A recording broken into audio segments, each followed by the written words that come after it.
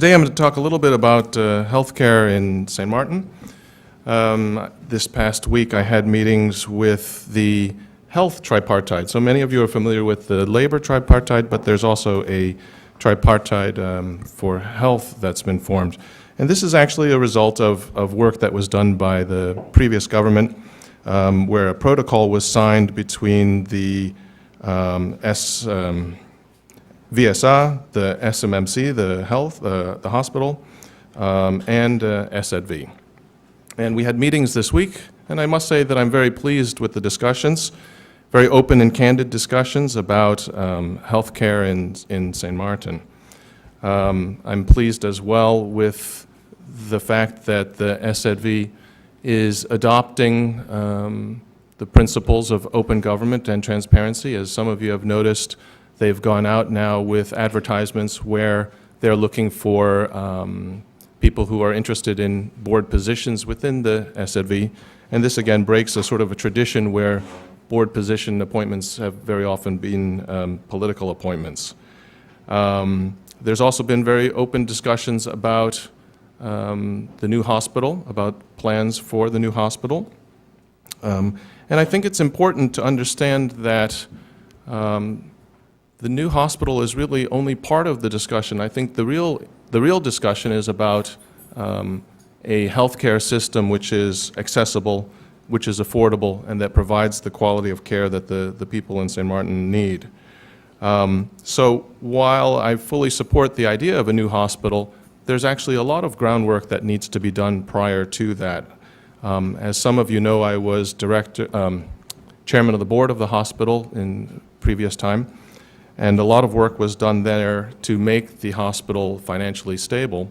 And I'm surprised to find that, again, a lot of the issues that were current at that time are still issues. The fact that the hospital was originally designated as a peripheral hospital and the Sejos Hospital as the main hospital, things like that have still not been regulated. So one of the things that we need to work on, I believe, is the designation of the medical center as our national hospital. The medical center also has some very structural issues in terms of its tariff structure. Basically, the rate at which services are compensated are insufficient. So in other words, their cost of doing business is higher than the tariffs for which they're paid. So as we talk about a new hospital, if the business plan is based on an outdated tariff structure, doubling the size of the hospital actually, in a sense, may actually exacerbate the problems of the medical center. So as discussions about how to execute the hospital in an open and transparent manner, while that process continues, the fundamental discussion about how do we make sure the business model is sustainable and affordable, that also has to happen. And as a matter of fact, in my opinion, it would be irresponsible to sign for the construction of a new hospital until the business plan makes sense. There's also a need for focus on preventative care. Last week I went out with the health bus. The health bus is an expensive piece of equipment, I think $400,000+, but it's heavily underutilized. So for example, for the month of December, it made one trip out in conjunction with the AIDS Foundation, and it was a good effort, but given the cost that's been incurred to purchase it, I think that it should be much better utilized. And so while we found, actually SZV paid for the bus and then gave it to VSA, the funds in order to operate the bus, to have it out in the community on a regular basis, aren't there. So one of the things we're looking at is the possibility of establishing a foundation or some sort of a structure that would allow private sector, for example, to contribute to the operational costs for the bus so that the bus can actually get out into the community and do its work. So I think there's a lot of work that needs to be done on the preventative side in the community, and that again helps to improve quality of life, and it also helps to bring down our cost of healthcare because prevention is always cheaper than cure. And the other thing we've been working on this week is we had a very positive meeting with the Department of Communications about improving the way in which the ministry communicates with the public. There's a lot of information out there from the preventative side, Also, even from the inspection side, the inspection department goes out and controls different businesses, but yet to find that information online in terms of what we're expecting businesses to comply with is very difficult. And so we had a very positive meeting, and there will be a push from the ministry to make sure that the departments provide the Department of Communications the information they need to get information online, as well as forms that people can download, anything that we can to improve the communications with the public. To update you on what it is, Studying in the Region is funded through a bilateral protocol signed between the Dutch Minister of OCW and the Minister of St. Martin to promote studying in the region, mainly at USM, but also in the region and anywhere outside of the Netherlands, really. Gives persons who are not eligible for the regular study financing an opportunity to prove themselves for 1 or 2 years. Most scholarships in this last cohort were granted for the education field, as well as one for pilot. So there were 19 requests in total. Of the 19, 12 were granted, which amounts to 63%. 1 for the Canada, 6 for here on St. Martin, and 5 for the United States of America. We have 2 that are still pending, so based on information that is provided by the applicant, that would be handled at a later date. The quota for the number of study financing recipients, this is pretty good news, an update from our in-state tuition regulation with TCC, Tallahassee Community College. We, prior to this year, had only 10 spots, and this has been increased to 20. So it's been a very big burden, and we've had more than 10 students attending Tallahassee College over the past years, and so it was a great burden on those students and their parents. So now, after much deliberation with Tallahassee, we've been able to increase that to 20 per year. So that is very good news for the students who are already there and have been doing it, on a thread. There are 4 St. Martin students who were paying out-of-state tuition at TCC who will now be eligible also for the in-state, so the 4 who are already there. And effective January 2016, the in-state tuition will be then $1,500 and out-of-state $4,600, so that's a big difference. A big thank you goes out to our friends, all of them, in the Tallahassee area who made this possible, specifically Mayor Andrew Gillum, TCC's President Jim Mardo, Betty Jensen, Ben Harris, Stephen Knight of the Tallahassee St. Martin Foundation, and many others who contributed to this positive turn of events. Also in this understudy financing, the Public Service Center in Simpson Bay will also be accepting study financing applications as of Monday, December 21st. As you remember, I stated 2 weeks ago that the applications were being accepted and they could be done online as well, but you still would have to print out those applications and still take them to the department or the division study financing. This service at the Public Service Center is an additional one that is being provided to the general public of St. Martin. An official announcement will be made through the Department of Communications as well. So that's far as I have in terms of new updates. As many know, an official press release didn't go out on this, but I have made it my business to visit almost all. I haven't completed it as yet, but 23 of the 25 schools. It has been a great opportunity to meet with the teachers, the staff, as well as the students, and give a word of encouragement, especially as it pertains to our young people. We know that lately, and I've said it before in press briefings, that our young people have been getting a negative rap. There are young people in the community who are doing the negative things, but I really went out there to the schools, encouraging our young people to be the best that they can be. Using an acronym, RICE, you've probably heard it before, respect, impulse control, compassion, and equity, and encouraging them as well as the teachers, and encouraging them to also teach it to their parents and older brothers and sisters so that we could create a more harmonious society, promote peace in this country, and reduce the number of our youth delinquents. I also reassure them of the ministry's priority, that they were the ministry's priority and that we were doing all we could at this time to secure that they receive the types of education they need with the qualified teachers. And I thanked the teachers also for their continued contribution to the education of our young people. Also, there are meetings ongoing with the different departments and division heads.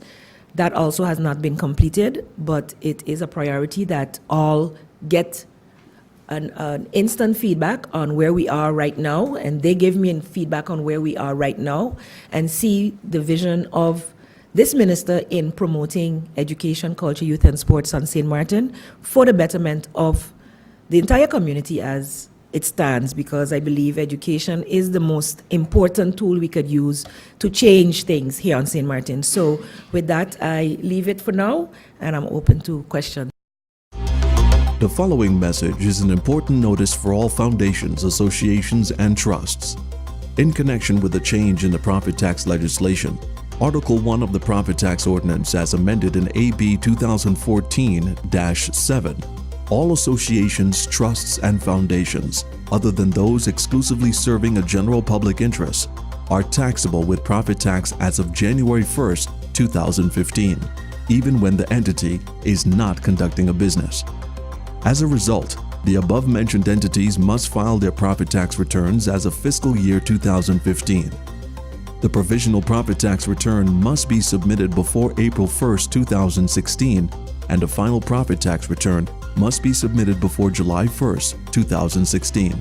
A copy of the financial statements for the relevant year must be submitted with the final tax return. The tax forms will be available online as of February 1, 2016 via the following website: onlineservices.stmartingov.org. That once again is onlineservices.stmartingov.org. Failure to file the tax returns can result in a fine of up to 2,500 guilders. The tax administration urges all foundations, associations, and trusts that have not yet registered at the tax administration to do so as soon as possible in order to avoid fines. For more information, you can contact the Tax Administration Inspectorate Department at 542-2143, 542-5301, 542-5304, 542-3839, or email taxinfo@stmartingov.org. This public service announcement was brought to you by the Tax Administration, St. Martin.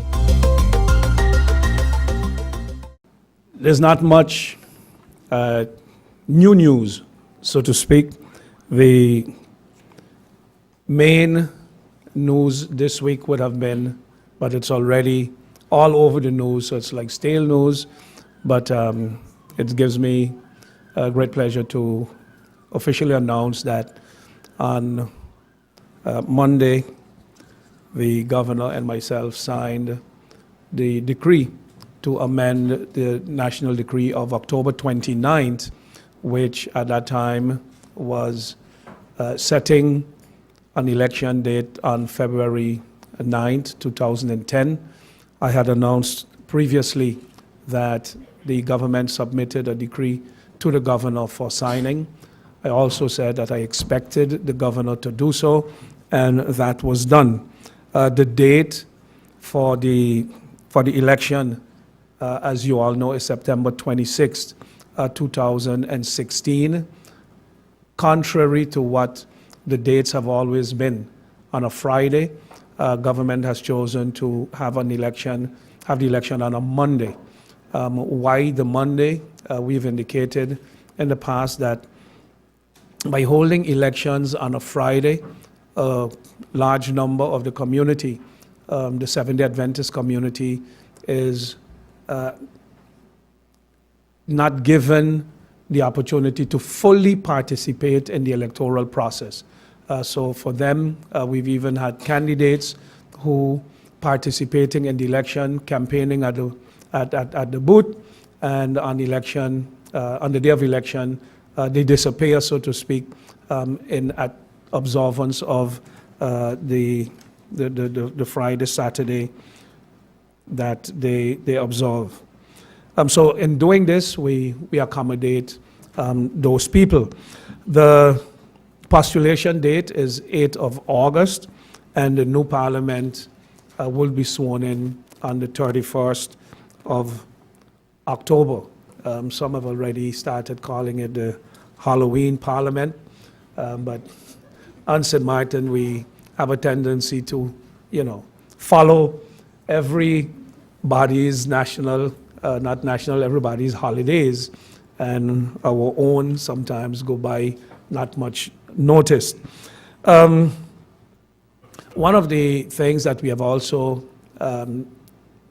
done is agree that within 2 weeks of signing of this decree going into effect, we will appoint a committee of experts who would advise government on the constitutional and electoral changes that are necessary. I have personally some proposals that I will bring to the Council of Ministers and to the coalition. I think the proposal that I have as far as stopping ship jumping is a good one and will basically eliminate the phenomenon of ship jumpers immediately. At least it would take away the effect of ship jumping. The idea proposed by some experts to say that if you want to jump ship, you have to leave your seat, make absolutely no sense, because then you're telling the person, in essence, if you're not in agreement with the party, then resign and go home, which in itself is not a bad idea, but then say so. But then do not call it ship jumping, then it's somebody has decided to tender his or her resignation from Parliament because he or she is not in agreement. But you can't jump ship, go sit on the other side, and still leave the seat behind. Then you're adding a second or another seat, to the 15-member Parliament. Yesterday also, the Council of Ministers had our first general meeting with shareholders meeting with the board and interim manager of NVGBE. We had an 18-point agenda. We managed to run through, I think it was 10 points, and the remaining points will be discontinued in a meeting. The meeting will continue tomorrow. Most of the points raised, we could not have gone into, let's say, any decision-making on them because, as I said, 18 points, and it's the first time that the board has met with the shareholder, and therefore the shareholder needed to be brought up to speed as to some of the developments. One of the issues that I wanted to address even before this meeting was the issue of the engine that had to be bought. We know the leader of the UP appeared on, at least his story, on the front page of some of the newspapers that accusing the vote in Parliament at the time by the Coalition of Eight, accusing them of stalling the purchase of the engine, and sort of alluding to the fact that that is why we are having the problems that we are having. There are a number of things that are so unreal with the story to even call it a story.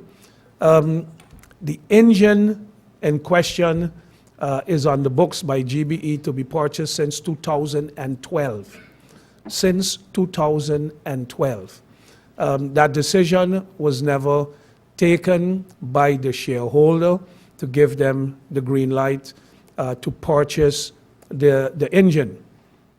Recently, again, it came to the front because of lack of proper maintenance to some of the existing engines, most of which have already outlived their 20 to 25 year lifespan. But because of poor maintenance, we are having even extra problems now with engines at GBE.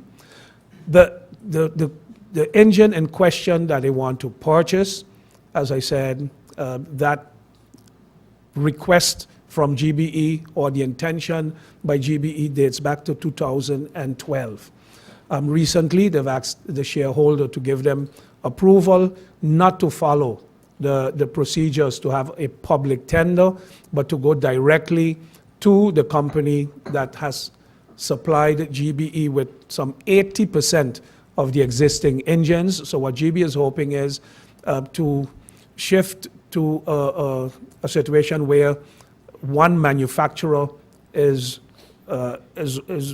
all their engines are coming from one manufacturer, to avoid having to stock up on parts from 4 or 5 different manufacturers. In the meantime, the shareholder will continue the discussion. The Council of Ministers will continue the discussion on Thursday upcoming with GB as far as that is concerned. But several things became clear that GBE actually did not have the pertinent information for the shareholder to make a proper decision on this. So yes, you can say, hey, we have an emergency, we need an engine, but if you're going to invest several millions, more than 20 million in the purchase of whatever it is, whether it's a generator for GBE, or whether it's a generator for the government, or whether it's investment in the new government building, you need proper information for a proper decision making. Is it on the budget? How will it be paid? And things like that. Do you have any agreement? And it's the chicken and the egg. GB is saying we need government first to tell us, yes, you can deviate from the public tender, and then we are going to negotiate. But important is here, one of the things that I wanted to react to in connection with the statements by the leader of the UP party, is that the motion that was approved several weeks ago in the Parliament, when myself and Minister Jacobs were members of the then coalition of 8 in Parliament, that motion did not specify an engine at GEBE, but it specified in general decisions that had major financial consequences for government and or government-owned companies. Now, that is the motion that the leader of the UP want to push in your face to say, that is the reason why the shareholder didn't give instructions, or that is the reason why GBE couldn't proceed. But guess what? That same motion explicitly said, do not take any decisions on VORST, on the VORST property. The government went out of its way to hurriedly sign an agreement with APS, went to the notary. It would appear, I think, 2 days before the change of government. And then what do we see? Government owes APS some 80 million, and government gives APS the land that government paid some $5 million for 1 guilder. A symbolic price of 1 guilder. Not even say, well, let us negotiate the transfer of the land and reduce the debt to APS. No. Government also, in that motion, instructed government, the Parliament instructed government not to deal with several other issues, and there was another important issue that the government has taken a decision on, the former government. I'll get back to it just now. I left my note inside. But I'll get back to it just now in the question and answer round. But it is clear that the leader of the UP has selected what he wanted and has conveniently omitted the fact that government has taken a decision not to deal with certain issues. I thank you, and I'll be back shortly. I'm given, thank you. I'm assisted here by my fellow ministers, thank you. Important, the garbage contracts. Explicitly mentioned in the motion, do not take any decisions on the garbage contracts. And why? Because as members of parliament, we have been receiving information from the organization and from others that moves are being made to do certain things. When are the garbage contracts up for renewal? In 2016. In 2016. What did the government do? Hurriedly take a decision to extend the garbage contracts using, I think it's Article 47 of the Comptabiliteitslandsverordening, that regulates that contracts got to go on public bid, and use this now to say, we don't want to put this on public bid, but we are going to extend the contracts because of what? Because we have to benefit some of our friends in parliament who have direct interest in this.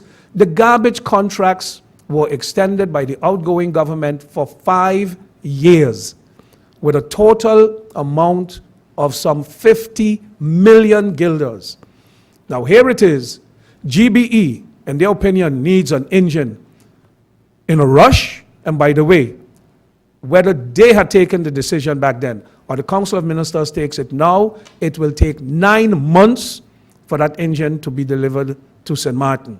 So they create the impression as if the electricity outages that we are experiencing is caused by a motion that was taken in Parliament, while that is absolutely not so. So here you conveniently ignore a directive in the motion to not extend the garbage contracts, but you do so.